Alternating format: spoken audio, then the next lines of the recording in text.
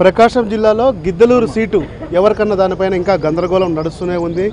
అయితే అన్నరాంబాబా లేకపోతే ఐవి రెడ్డి అన్న దానికి సంబంధించి ఉన్నటువంటి కన్ఫ్యూజన్ కొనసాగుతూనే ఉంది.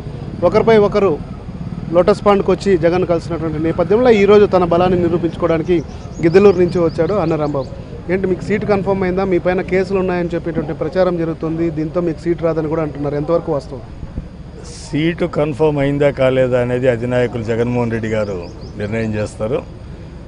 కేసు విషయం వచ్చేటప్పటికి ఇవన్నీ కూడా తప్పుడు ప్రచారాలే. మన భారత రాజ్యాంగంలో న్యాయ వ్యవస్థలో ఉన్నటువంటి వెసులుబాటు ప్రకారమే ఈరోజు నాకు కూడా వెసులుబాటు వస్తుంది ఎలక్షన్లలో పోటీ చేయడానికి అనేటువంటి ఆత్మస్థైర్యంతో నేను ఉన్నాను.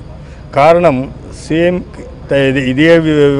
ఇదే విధంగా ఉన్నటువంటి కేసుల్లో నవజ్యోతి సింగ్ సిద్ధు గారికి, అలాగే మన తెలుగు రాష్ట్రాల్లో సంబంధించినటువంటి ఒక గౌరవ శాసనసభ్యుడికి, ఒక మాజీ గౌరవ శాసనసభ్యుడికి, ఒక ఎమ్మెల్సీ గారు కూడా రిలీఫ్లో ఉండి వాళ్ళు పోటీ చేస్తూ ఉన్నారు.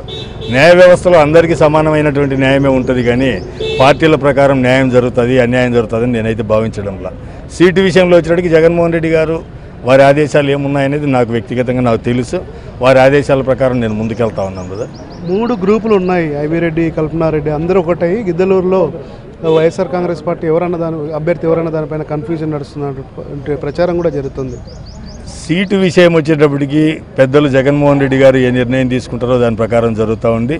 3 గ్రూపులు 5 గ్రూపులు అనేది కరెక్ట్ కాదు. పార్టీ అన్న తర్వాత చిన్న చిన్న కుటుంబంలో చిన్న సమస్యలు అనేది ఉంటాయి. అవన్నీ కూడా తొందరలోనే సమసిపోతాయి. ఎవరికి ఇచ్చినా కూడా అందరం కలిసికట్టుగానే ముందుకెళ్తామని ఆశాజనకంగానే నేనున్నాను. మిమ్మల్ని అందరూ ఇప్పుడు తూర్పు జగ్గారెడ్డి అంటున్నారు, అంటే ఆంధ్రప్రదేశ్లో జగ్గారెడ్డి అని చెప్పి అంటున్నారు. ఏంటి గడ్డం ఫ్లాష్ బ్యాక్? అసలు మీరు కూడా ఏమైనా గెలిచేంతవరకు కానీ ఏదైనా గడ్డం మీద ఏదైనా సెంటిమెంట్ ఉందా?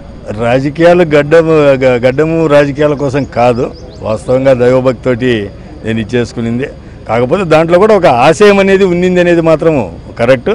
అది రాజకీయంగా నాకు సీట్ రావాలా, నేను గెలవాలనేది కాదు.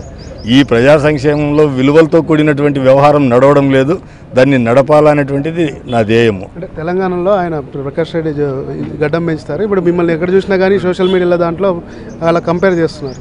బ్రదర్, పోల్చుకునేదానికి ఎన్నైనా ఉండొచ్చు, పెద్దలు వారి గురించి మనకు అంత ఇది లేదు. నేనైతే దైవభక్తితోటి నేను పెంచుకుంటా ఉన్నిందే.